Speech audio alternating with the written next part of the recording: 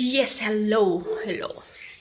So, maalala nyo yung winter na tinanim namin na carrots.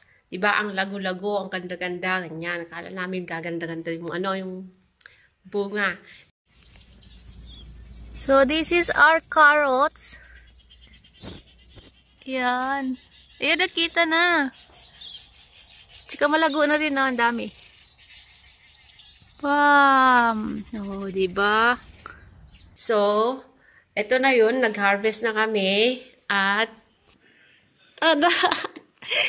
Ayan na yung ating carrots na para siyang alien. Ewan namin bakit ganyan. Ang ganda naman nung plants. Pero bakit siya ganyan? Yan yung bunga. Ano, bunga ba yung, basta yung laman. Para siyang aliens. Tignan mo naman, ganyan. Makakain ba to? Para siyang alien. Kakaiba. Nakaano pa to, naninipa pa to. Yucks!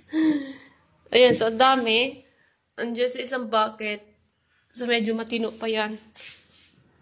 Pero mga ito, tignan nyo naman itong mga to, Bakit ganun? Para siyang para siyang alien.